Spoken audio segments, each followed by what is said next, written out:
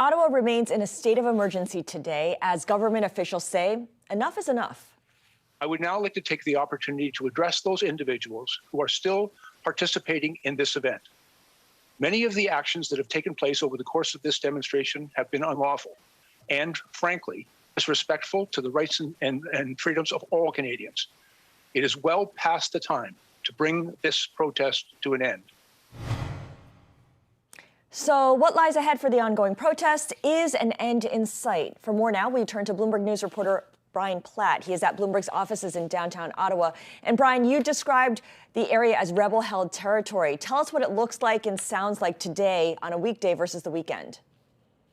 I mean, it's a bizarre scene to be in, especially if you're used to Ottawa, which as a sleepy government town, which it normally is. But there are concrete barricades. Once you get into the actual downtown part, there are concrete barricades set up and basically police checkpoints. You can only get into the actual downtown core now if you are have a legitimate work purpose. There is a hardcore element of semis that are dug in and around Parliament, and then also further out into the business district and residential areas.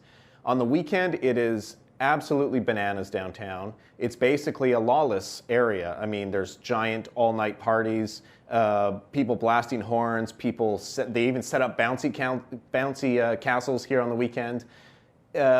People kind of partied themselves out, I think, and a lot of the people who have to work leave on Monday, so it's been pretty quiet today, but it is still, there's trucks everywhere. There's hundreds of trucks still parked in the streets downtown. Wow, the bounce houses was a little bit surprising to us there, Brian. I mean, especially given that the city is in a state of emergency. But I know that Justin Trudeau has said, look, we're not going to be sending in troops anytime soon. What do control efforts look like then, given that the government is not willing to go too far here? And in your reporting, we know that the government's conceded that they're overwhelmed at this point. Yeah, the police began this with largely a kind of hands-off containment approach. I think they underestimated how entrenched this convoy would get and all the heavy equipment that they would bring in. And now that they said the people who organized this have set up a huge infrastructure of food and fuel and firewood and all these supply chains to keep the convoy supplied downtown. And so now the police find themselves in this situation where they're having to fight back against a very entrenched protest at the moment, and so they're starting by trying to cut off the flow of diesel fuel into downtown, which is basically being carted around in jerry cans.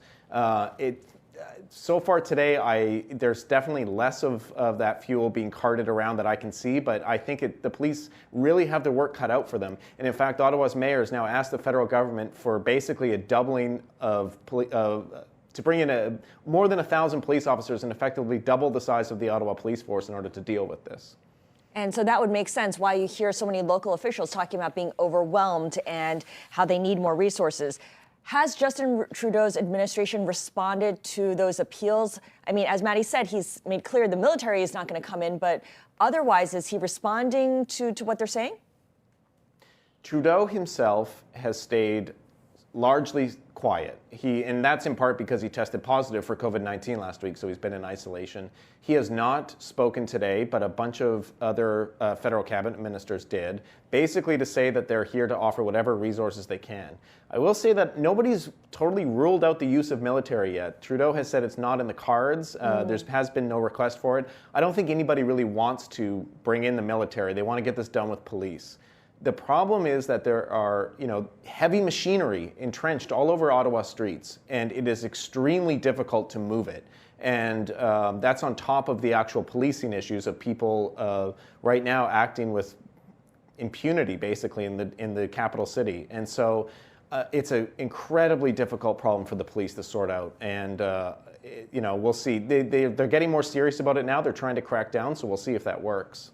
You know, these Occupy protests have, of course, happened here in the U.S. as well. My mind goes to the organized protests in Seattle, which eventually ended with an executive order from the mayor after there was some violence that led to some deaths of teenagers in the area. I mean, Brian, I know you can't predict the future, but how do you see this, coming to an end? Does the government have to change vaccine mandates for this protest to end, or will there be some other sort of action here?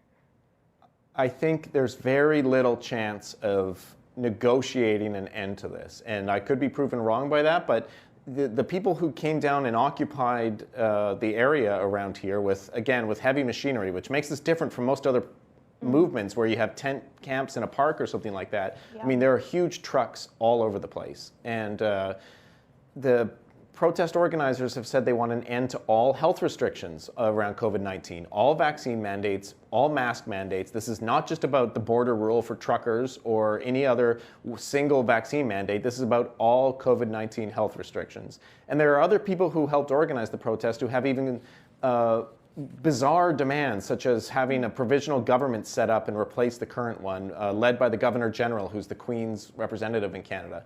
I mean, as what Trudeau and his other ministers are saying right now is, we just had an election in the fall. Trudeau won that election on a promise of vaccine mandates, and a group cannot come in with giant machinery and take over the capital city and reverse an election result. So I think I'm not sure how the police get this situation under control and end it. I think it's very unlikely at the moment that this is going to see a negotiated end.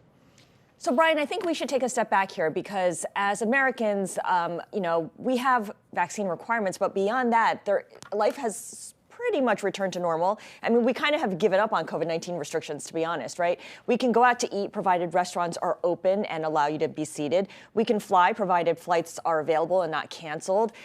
We can go to bars provided they haven't shut down because of the pandemic because they lost so much business. Talk us through Canada's COVID-19 restrictions and how stringent they are and how disruptive they are to most Canadians' lives. It does depend on the province here, and so that's one of the other reasons why the protesters don't have a totally reasonable set of demands here, is because a lot of these restrictions are done at the provincial government level, not at the federal government level. But Canada still has a lot of restrictions. In fact, just last week, a restriction ended that allowed indoor dining again. Ontario had no indoor dining for all of January because of the Omicron wave. And Quebec, next door, had a curfew. People were not allowed outside after 10 o'clock. It is a much, much different picture in Canada than it has been in the U.S. There's been much heavier use of restrictions here. And so that is for sure part of what's driving this. And I'm curious about who's getting involved here as well, right? Because we're seeing the likes of Elon Musk, Joe Rogan supporting these protesters. Obviously, they are also against vaccine mandates here in the U.S. But, what's in it for them to get involved in supporting these truckers? Why this cause? Yeah, this has been totally taken up by the right-wing sphere in the U.S. It's on Fox News almost every night, it seems like. Donald Trump's mentioned it at his rally. I guess it's the idea of Canadian truckers rising up and rebelling against COVID-19 restrictions. I have to say that's not really an accurate picture. I mean, the vast majority of Canadian truckers are vaccinated and are still on the job and are working. They're not here protesting. They complied with the vaccine mandate. We're not worried about this protest snarling our supply chain right now because the vast majority of truckers are still on the job. And so this has become much more, people like the idea of this movement, I think, a lot more than what the movement actually is. Okay, that's an important distinction. You were reporting how GoFundMe last week removed a fundraiser for the Canadian truckers, saying that their campaign violates terms prohibiting the promotion of violence, but we still see money coming in. Do we have any idea where the money is coming from? Is there foreign money at play here, given what Maddie just mentioned about Joe Rogan, Elon Musk supporting the truckers? Yeah, there's definitely some level of U.S. money coming in. Police have said that. Other officials have said that. There is an alternate crowdfunder that was set up. And I suspect that the protest organizers are getting resources through other routes that we're not aware of as well. The GoFundMe that got shut down had $10 million. So we're not talking about a small amount of money here. And it's partly why I am not sure how this ends because I don't think there's any realistic prospect of the protest running out of resources anytime soon.